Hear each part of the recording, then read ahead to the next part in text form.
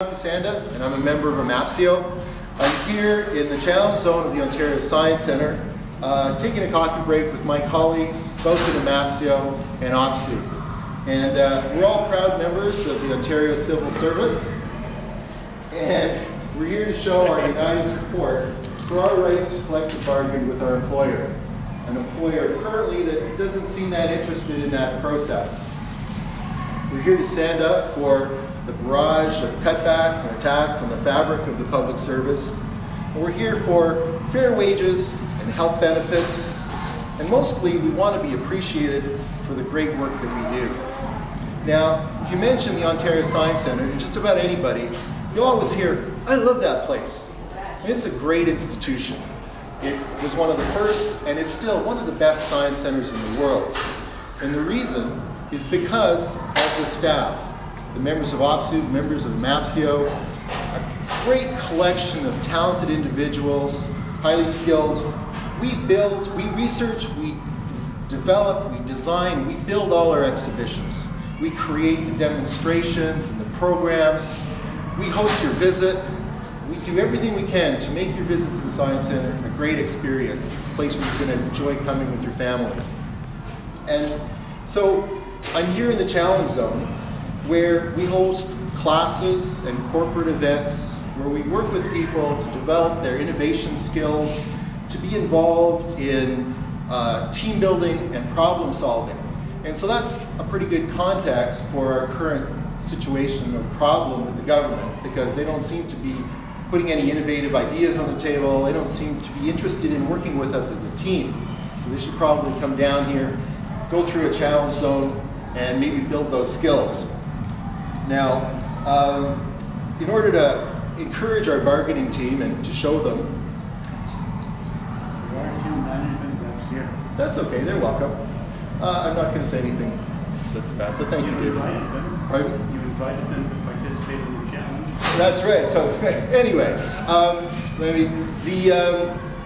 so in order to encourage our bargaining team and show us just how in we are, I'm going to give a little demo, kind of mix in a little bit of science with a little bit of collective bargaining humor, and hopefully, that will cheer them on in doing their best for us. Now, and because I do want a little caveat, because I work with perfectionists who have an intense pride in their work and the scientific accuracy of everything we do and present, my caveat is that this is for entertainment purposes. And Rochelle, you can come by later and give me some pointers, and that's fine. I welcome them. So, what I'm going to start with is a few years ago, we did an exhibition on material science called Strange Matter. It's a great exhibition. It's been touring around the world, brings us revenue in, and it was a great project to work on. We're actually working on another version for the Materials Research Society right now. And I found, when I was working on this project, that material science was incredibly fascinating. Now, one of the mantras of material science is that materials are processed. Processing affects structure. Structure affects the properties. And properties, structure, and processing all affect the performance of the material. And I think that that actually applies to government as well. Government has a structure. That structure has evolved or been processed over the years. And if you have a good structure, you can have good government. And that's important, because good government, let's say that would be a property or a performance.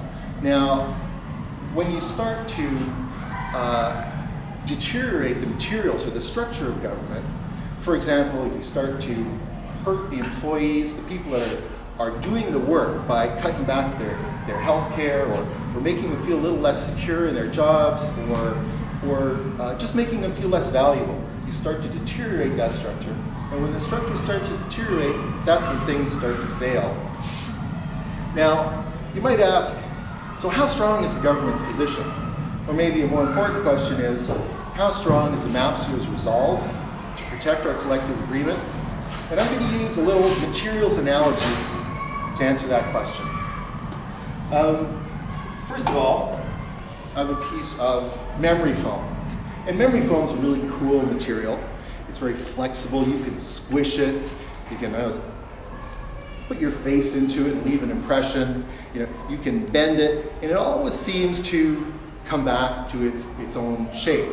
And that's because its structure is such that the material, the microstructure is flexible, and it's flexible enough that when it's deformed, it doesn't break, the bonds don't break, and it doesn't crack. And so we're going to call this foam, this is going to represent AMAPCEO, because we're flexible, we're resilient, and we're also willing to support a successful government. I think part of what I missed here is that memory foam was developed for the space program. It was actually used in astronaut seats for when they take off to give the astronauts support and to balance out the pressure on their body during the extreme pressure of takeoff.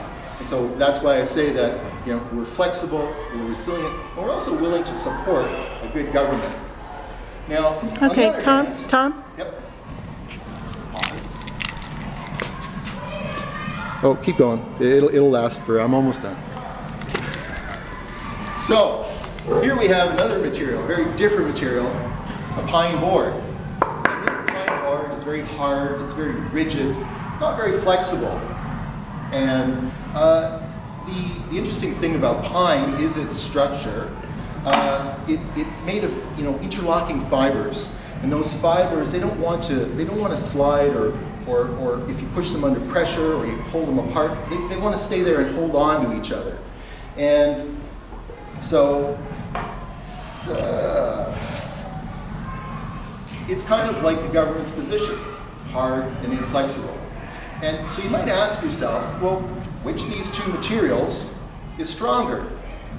And, you know, maybe everyone's going to say, well, hey, Tom, it's obvious that the pine board is stronger. It can crush the foam. It can crush the foam.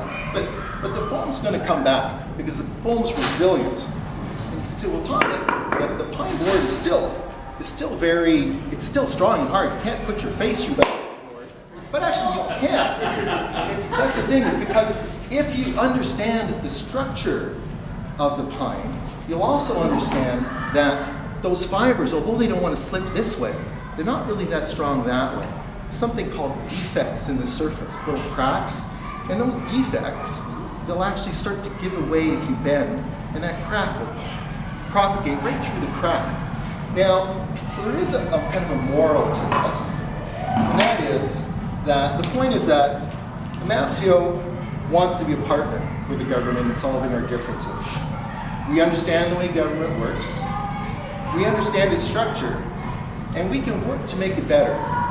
But you have to treat us like a partner. You have to treat us with respect. And you don't want to try and crush us, because that's not going to work. We're going to come back. Now, on the other hand, if you want to be rigid, and in our face, well, just remember, we also know where the defects are. I'm in AMAPCEO, and I'm in.